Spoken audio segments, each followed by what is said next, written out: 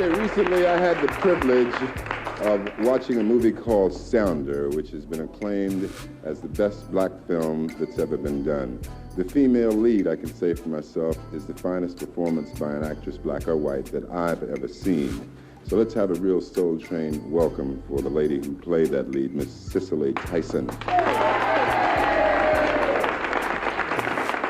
Hi, Cicely. Thank you very much. I'd like you to meet two members of our Soul Train gang. Doris Freeman. Gregory Oliver. And Greg Allen. Nice to meet you both. Cicely, to begin with, I'd like to ask you how you feel about Sounder in terms of comparing it with the many other things you've done, many other films, a series that you were with a long time. Which of the many things you've done was most rewarding, or how do you rate Sounder among them? Well, I don't think there's any comparison, actually, Don.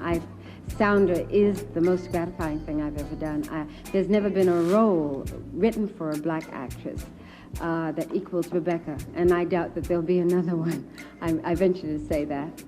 How do you feel about the way the film was done? Or I probably should say, how was it possible to do it so well for everybody to just... Well, I think it was all of the combination of all of the things.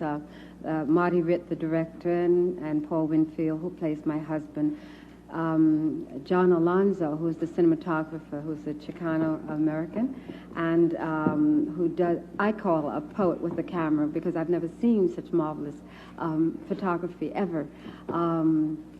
All of the elements happen to be right in this instance, and they all went. I describe it as a big, beautiful cake with all of the ingredients that are absolutely perfect. So when you open the door of the oven, there it is. It's just fantastic, and it's one of the most beautiful films. And it's not only because I'm in it, it's because I know it. It took me a long time to see it, and finally I went to a screening, and when it was all over, I just turned to Paul and I said, I don't care what anybody says. I know it's the most beautiful film I've ever seen, and I'm proud to be associated with it. You had a question. Yeah. Cicely. All the young ladies here really dig your hair. It's cold-blooded, and they wanted to know just who did it. My hair was done by a hairdresser in Beverly Hills whose name is Omar. Yes. How long does it take to... It took her about 10 hours to do this one. She did it for the premiere of Sounder, which was Wednesday night, and she started on it Monday. She worked from 10 to 6, and then I went back on Wednesday, and she worked from 10 to 12. So it takes a few hours to do it, but she's an artist. How do you feel about the black movies made today? Well, I hope that Sounder will turn the tide of those black movies. I can't put them down completely because they allowed us to get our foot in the door. But I say that we should be given a choice. I mean, I don't like people to make decisions for me. Let me choose. Give me the variety and let me make the choice. That's my feeling. Okay, we'd like to dedicate this next tune to you and to Sounder, Cicely Tyson. Mr. Al Green, You Ought to Be With Me. Oh, wow, I just love him, love him. Thank you very much.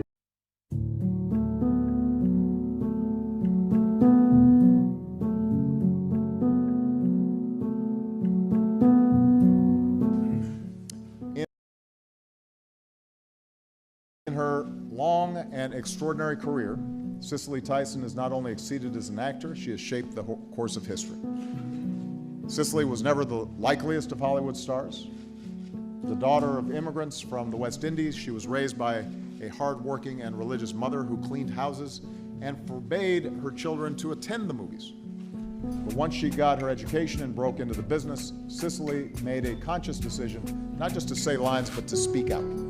I would not accept roles, she said, unless they projected us, particularly women, in a realistic light and dealt with us as human beings.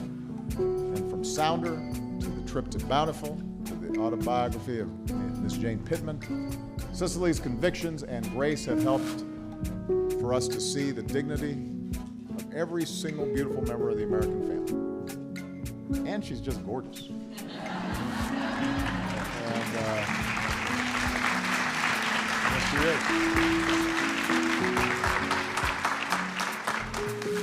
is. Cicely Tyson.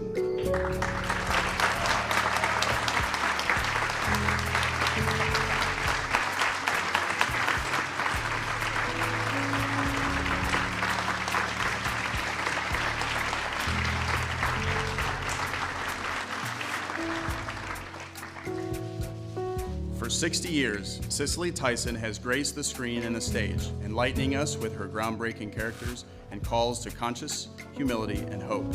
Her achievements as an actor, her devotion to her faith, and her commitment to advancing equality for all Americans, especially women of color, have touched audiences of multiple generations. From the autobiography of Miss Jane Pittman, to Sounder, to The Trip to Bountiful, Cicely Tyson's performances illuminate the character of our people and the extraordinary possibilities of America.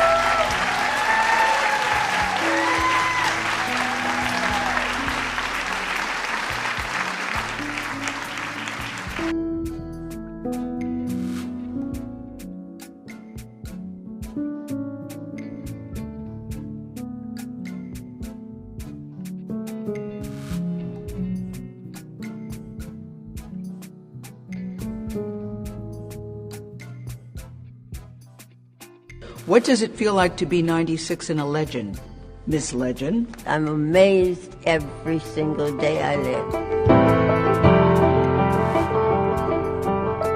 Do you feel like you have more to do? Yes, that's why I'm still here. I mean, what my life became is not what I expected. I had no idea that I would touch anybody.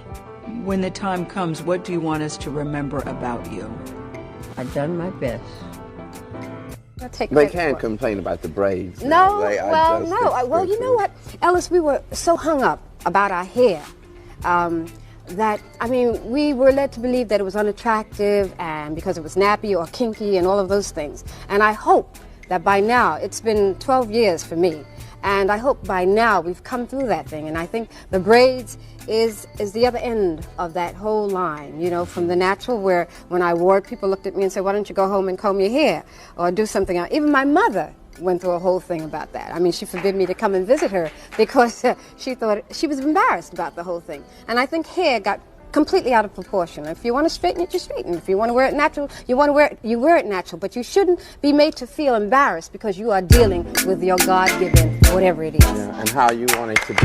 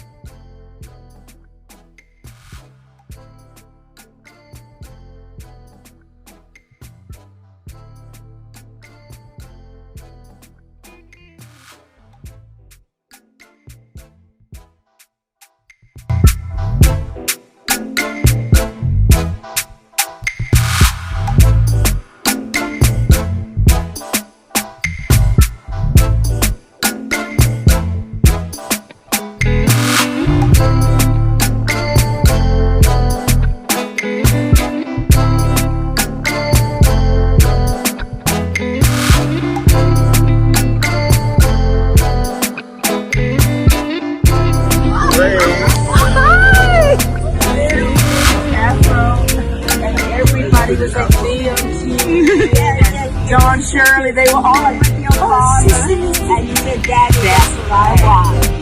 And we went to see Leon and then there was this huge party. And that is when I got to walk into a little mini pony suit. Miss Cicely Tyson, you know, went on, and it took me a few days of procrastination to actually say anything. I just wrote a letter, and I'm gonna share it with you. Thank you for being the woman that you are, the artist that you are, and for being it from the very start. Talent, beauty, brains, style, commitment to our people, to the art, to community. Thank you for your authentic glamour, be it Patrick Kelly, vintage, whatever you wanted to put together and express yourself, Halston, B. Michael, whether you were bald or wigged or braided or natural, it was all authentically you. You owned it all. Thank you for your amazing performances throughout the years, for the incredible performance in Sounder. Nathan! Nathan! That run down the hill, which made me know I wanted to be an actor as you greeted your husband, or Miss Jane Pittman and that incredible, determined walk to the fountain. And thank you for calling my father, who was a dentist there in Baton Rouge, and saying, Valerian, I need a gold tooth because the gold tooth is going to make me look less attractive when Jane Pittman is supposed to be older.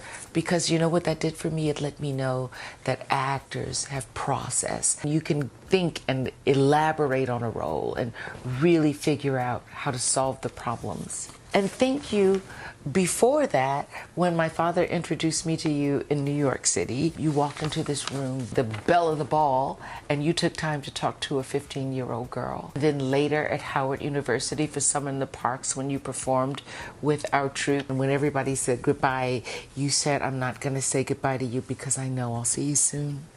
Thank you for every nugget that you deposited in me that gave me the courage to keep going. And I know that you did it for so many of us. Thank you for that. Thank you for your humor and your vulnerability and your wisdom and your curiosity. Thank you for showing us that complex is okay. Thank you for dancing on tables and into dawn and having so much fun and throwing off your shoes and just making it work. Thank you for opening doors and flipping the script and moving the conversation forward. I want to thank you for walking as the soulful queen that you are through all of it, teaching us that royalty need not be unapproachable, but can be available, hardworking, and fun. I've done my best. Your best is better than most of us will ever do. And thank you for everything, because I wouldn't be me without the inspiration of you being you. I love you, Miss Cicely.